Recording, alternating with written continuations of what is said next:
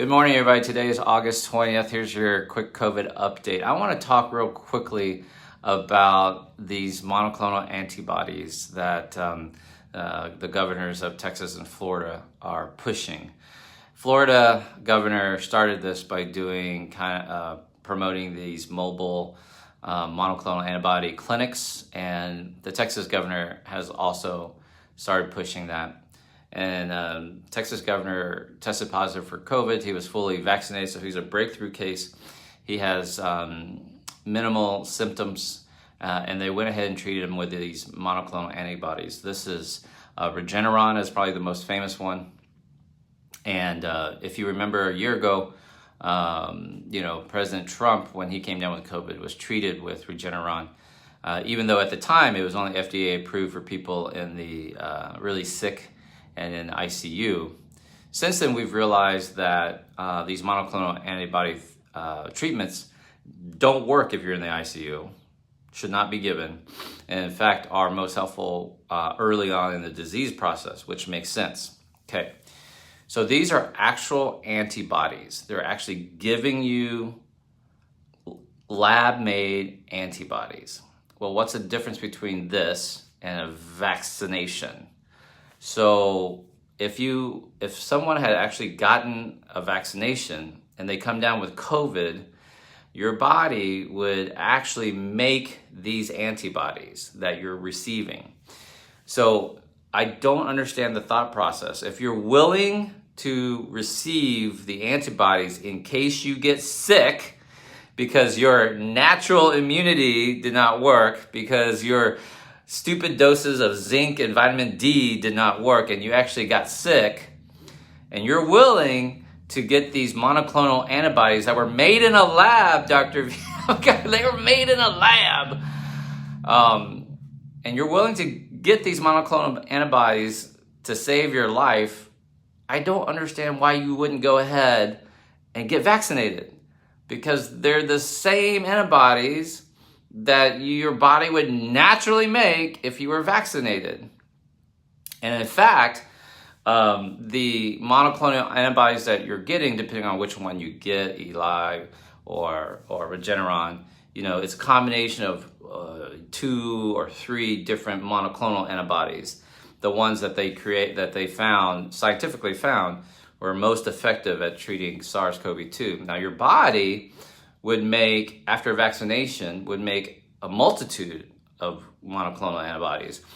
Another way to think about it is, you would have, if you got these monoclonal antibodies, you would be getting 2 or 3 different types of cars. If you were actually vaccinated, you'd have a whole fleet of cars of different types. You'd have a SUV, you'd have, a family sedan, you'd have a truck, you'd have all sorts of different types of natural antibodies that your body would make to help fight off COVID. I'm a little bit lost on the logic. So here are a couple predictions for you. Before I say that, I would like to say I really wish these governors would promote vaccination instead of promoting these monoclonal antibody clinics. I mean, I wish they would put money towards vaccination campaigns and disrupting or stopping misinformation. There was a new report from the Justice Department that said Russia is feeding misinformation against the vaccine, to keep us polarized. So it's so funny. A lot of people who post these links or wants to comment on my fan page about all this misinformation about vaccines, they don't realize it's probably a Russian bot or a Russian dissident entity that's promoting that, and you're sharing it thinking you're being pro-American, but you're actually being pro-Russian. I should do a different talk on that. But anyway, so here's what's going to happen, and I don't want to see this happen, okay?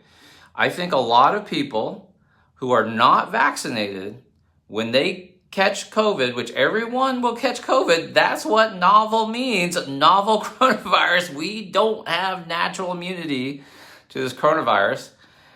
I predict that when they get sick or they test positive or they feel bad, they are going to, put off going to the hospital, because this happens all the time, guys, in medicine. They put off going to the hospital. These are people with gallbladder, we see it all the time, gallbladders, tummy aches, heart attacks, appendicitis. They put off going to the hospital because they want to try to fight it naturally, whatever they're trying to do, right? So they're going to come down with COVID, and they're going to try to put off going to the hospital, and they're going to, instead, when they start to get really sick, they're going to go to these monoclonal antibody clinics, and you're going to start hearing stories about people like collapsing at these clinics, because these clinics, while they are really well-intentioned, they are not emergency rooms. They are not designed to treat like the really sick. If you are gasping for air, you need to go to the emergency room. You do not need to go to these monoclonal antibodies clinics. That's not where they're set up. So what you're going to see is a flooding of these outpatient monoclonal clinics. The staff there are not going to be trained. You're going to have a few nurses, and you're going to have mostly, techs and people. You might have one physician overseeing it or a nurse practitioner overseeing it, but it's not going to be like a fully staffed hospital. It's not an ER. They're probably not going to have like oxygen and stuff like that. And what I think will happen is a lot of these deniers are going to try these clinics first when they should be going to the emergency room. Does that make sense? So while I am happy that they're setting up monoclonal antibody clinics, I want to warn people that you should not wait till the last minute. If you are gasping for air, you need to go to the emergency room. If you test positive and your symptoms are mild, then go to the monoclonal antibody clinics, okay? Now, this part's very important. So please share this video. This is very important. If you go get monoclonal antibody treatment, it is free. It does not cost you anything. You do not have to pay out of pocket. They should not be asking for your insurance information.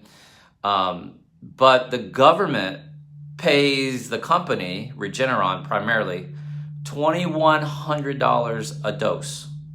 $2,100 a dose. So the government pays, that's taxpayer money, that's your money, you're paying for it, roundabout sort of way. But you should not come out of pocket. It's free to you. Which is weird because the vaccine is free. The vaccine is free, and the government taxpayer, the cost is roughly $200. So for 1/10 of the cost, you could just get vaccinated. Which, if you're talking about being pro-American, vaccination is the better option.